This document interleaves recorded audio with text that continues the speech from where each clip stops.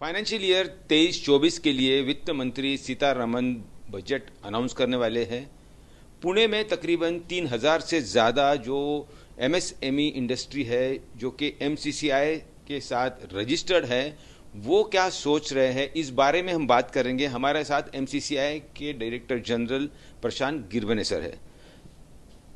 हर periodically या interval में आप सर्वे करते रहते हो। ये जो 3,000 से ज़्यादा इंडस्ट्रीज़ है स्मॉल स्केल, उनसे बातचीत होती रहती है, किस तरह से ग्रोथ हो रही है। इस बार जो बजट आ रहा है तो इंडस्ट्री क्या कह रही है, क्या अपेक्षा है उन्हें?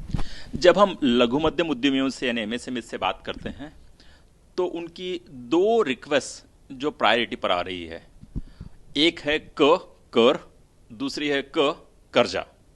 तो कर जो टैक्स है उसके रिलेटेड दो रिक्वेस्ट हैं और कर्जा से रिलेटेड तीन रिक्वेस्ट हैं। अब टैक्स की बात करते हैं तो कई सारे एमएसएमईज कहते हैं हम भी एक प्रकार के, जब यंग एमएसएमई नई एमएसएमई होती है तब वो भी एक प्रकार की स्टार्टअप है। हाँ, भले ही वो टेक्नोलॉजी स्टार्टअप नहीं है पर वो स्टार्टअप है। जैसे स्टार्टअप्स को 3 साल के लिए टैक्स एग्जम्पशन दिया जाता है, वैसे ही नॉन टेक्नोलॉजी एमएसएमईज भी चाहती है कि हमें भी 3 साल के लिए टैक्स एग्जम्पशन मिल जाए। तो ये रही पहली बात, जो कर्जा, जो कि कर यानी टैक्स के रिलेटेड है। अब दूसरी बात टैक्स के रिलेटेड ये है कि अगर मैं एक एमएसएमई हूं, मैं अगर अपनी एक प्रॉपर्टी बेचता हूं तो उससे जो प्रोसीड्स आते हैं उसके ऊपर मुझे कैपिटल गेन टैक्स लगता है।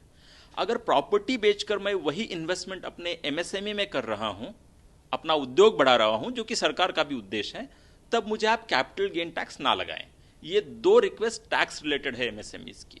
अब आते हैं तीन रिक्वेस्ट पर जो कि क्रेडिट रिलेटेड है, कर्जा रिलेटेड है। पहली रिक्वेस्ट ये है कि नॉर्मल टाइम्स में यानी नॉन इमरजेंसी टाइम्स में वी हैड सीएलसीएसएस, अच्छी स्कीम रही सरकार की, बहुत ही credit link credit guarantee scheme जो रही है बहुत ही अच्छी रही है पैंडेमिक टाइम में। पर अभी नॉन पैंडेमिक टाइम में सीजीटीएमएससी होती है, credit guarantee trust for micro and small companies. उसमें कोलैटरल फ्री लोन मिलता है, उसकी लिमिट होती है 2 करोड़ रुपए। अब ये 2 करोड़ रुपए कई सारे सालों से लिमिट चल रहा है, अब महंगाई भी तो बढ़ गई है, तब कई सारे एमएसएमईज कहते हैं इसकी लिमिट 2 करोड़ से बढ़ाकर आप 5 करोड़ तक करिएगा सीजीटीएमएससी की। दूसरी एक रिक्वेस्ट है क्रेडिट में कि जो ट्रेड्स प्लेटफॉर्म है उसे आप जीएसटी इनवॉइस के साथ लिंक कर दें, ताकि जब भी बड़ी कंपनी से हमें भुगतान मिलना है, जब भी पेमेंट मिलना है, वो डायरेक्टली इनवॉइस अपलोड होगी ट्रेड्स प्लेटफॉर्म पे और हमें जल्दी से जल्दी पैसा मिलेगा, कम से कम वर्किंग कैपिटल के इंटरेस्ट रेट पे मिलेगा। तो ये दो रिक्वेस्ट रही। तीसरी और आखिरी बात यह है क्रेडिट के बारे में कि जो भी हम लोन के लिए अप्लाई करते हैं बैंक में, वो ऑफलाइन अप्लाई करते हैं, इसलिए बहुत सारा समय लगता है, बहुत सारी इनएफिशिएंसी होती है। तो हर बैंक को बोल दीजिएगा आप कि हर लोन जो एमएसएमई के लिए एप्लीकेशन हो रहा है वो सिर्फ और सिर्फ ऑनलाइन हो, ताकि ऑनलाइन हम ट्रैक कर पाएं कि क्या प्रोग्रेस हो रही है। तो ये कुछ रिक्वेस्ट हैं एमएसएमईज की टैक्स के बारे में और ट्रेड के बारे में। अगर इन पर ध्यान दिया जाए कल तो बहुत ही अच्छी बात होगी। पुणे में जिस प्रकार से इंडस्ट्री है जो जीडीपी को भी कंट्रीब्यूट करता है, जो जीएसटी में भी कंट्रीब्यूट होता है, केंद्र के और स्टेट के भी, उसको ध्यान में रखते हुए कुछ स्पेशल अनाउंसमेंट हो सकते हैं पुणे इंडस्ट्रियल सेक्टर के लिए? देखिएगा, हम तो चाहेंगे, क्योंकि हम पुणे में हैं, महाराष्ट्र में है, तो ज़्यादा से ज़्यादा अनाउंसमेंट्स हो। अनाउंसमेंट जो भी हो रहे हैं इंफ्रास्ट्रक्चर के बारे में, अगर पुणे के बारे में हो तो बहुत अच्छी बात होगी। सबसे बड़ी रिक्वायरमेंट पुणे की इंफ्रास्ट्रक्चर के बारे में यह है कि हमारा इंटरनेशनल एयरपोर्ट बन जाए। अगर उसके लिए कुछ अलोकेशंस हो तो उसका फायदा सिर्फ पुणे नहीं बट महाराष्ट्र के कई सारे इलाकों को होगा, क्योंकि पुणे डिस्ट्रिक्ट ये जो है अपने पूरे देश में टॉप 5 डिस्ट्रिक्ट्स में है मर्चेंडाइज एक्सपोर्ट में। पुणे डिस्ट्रिक्ट जो है अपने पूरे देश में नंबर 1 डिस्ट्रिक्ट है इंजीनियरिंग गुड एक्सपोर्ट में। पुणे डिस्ट्रिक्ट जो है वो टैक्स कलेक्शन में भी अपने देश में है टॉप 6 में। तो ये पुणे को अगर आप हेल्प करोगे तो पुणे नेशन को प्रोपोर्शनेट से भी ज्यादा हेल्प कर पाएगा। कोरोना काल में ऐसा देखा गया है कि जो यंग इंडस्ट्रियलिस्ट है जिन्होंने कई उद्योग में कदम रखा था, लेकिन जिस प्रकार से लॉकडाउन और उसके बाद में मंदी जो छा गई, कई ऐसे यंग इंडस्ट्रियलिस्ट है या एंटरप्रेन्योर्स है, उन्हें बंद करना पड़ा। उन्हें वापस से इंडस्ट्री में लाने के लिए भी कुछ अनाउंसमेंट या कुछ स्कीम्स अनाउंस हो सकती है?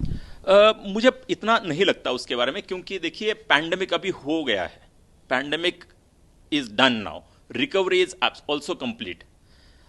अब दुर्भाग्यपूर्ण कुछ लोगों को उसका ज़्यादा इम्पैक्ट हुआ है, पर दो इंटरेस्टिंग चीज़ें आप देखिएगा। इस साल का अगर हम डेटा देखें तो number of companies registered is lot more than even pre pandemic.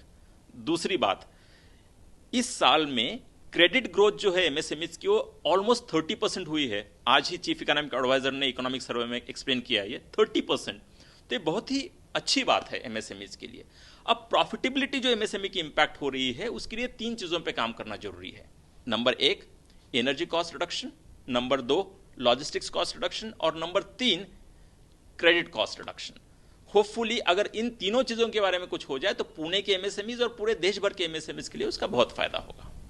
अंतर्राष्ट्रीय स्तर पे जैसे नरेंद्र मोदी जी कहते हैं कि 5 ट्रिलियन इकोनॉमी भारत की होनी चाहिए, और जो ग्रोथ देखी गई है, या भारत ने जो यूके को भी इकोनॉमी में पीछे या पछाड़ दिया है, क्या लगता है आपको? जिस प्रकार से वित्त मंत्री सारा कुछ हैंडल कर रहे हैं, जिस प्रकार से मोदी जी का एक विजन है, आप देश को किस तरह से आगे मूव होते हुए देख रहे हैं इकोनॉमी में?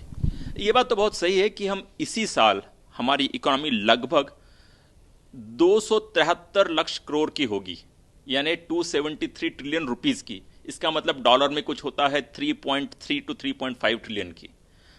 अब 5 तो छोड़ ही दीजिएगा आप, अगले 7 साल में हम 7 ट्रिलियन इकोनॉमी हो जाएंगे, 7 ट्रिलियन, और ये संभव है, ये होगा ही।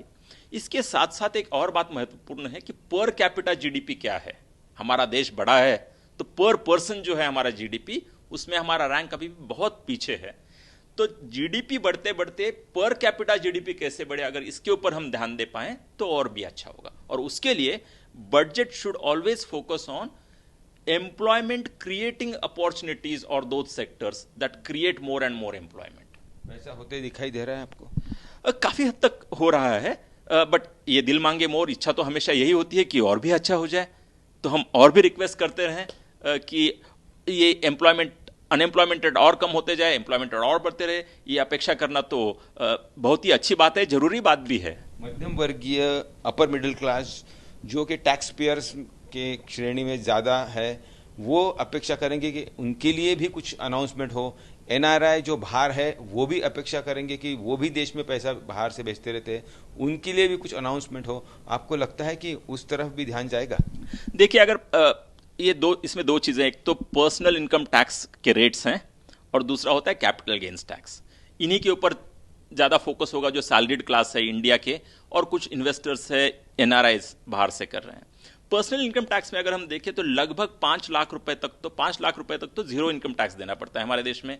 और अगर आप इफेक्टिवली टैक्स प्लानिंग कर दो तो 8.5 लाख तक के लिए कोई टैक्स नहीं देना पड़ता है। और पिछले कुछ सालों में कोई टैक्स में बढ़ती नहीं हुई है, तो और मुझे लगता नहीं कि अब भी कुछ बढ़ती होगी। तो मेरे ख्याल से वो ठीक ही है अभी जिस हाल में है। कैपिटल गेन्स टैक्स अगर, हाँ, एक जरूर है जो एग्जम्पशंस रखे गए हैं, बहुत सारे एग्जम्पशंस को अगर कॉन्सोलिडेट कर दिया जाए तो सिंपल हो जाएगा।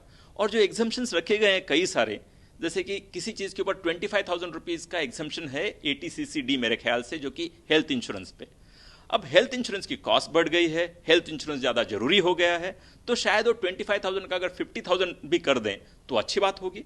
तो ऐसे कुछ एग्जम्पशंस जरूर बढ़ सकते हैं, बढ़ने चाहिए, ये अपेक्षा होगी। इसके साथ साथ कैपिटल गेन टैक्स के ऊपर एक बहुत बड़ी रिक्वायरमेंट है।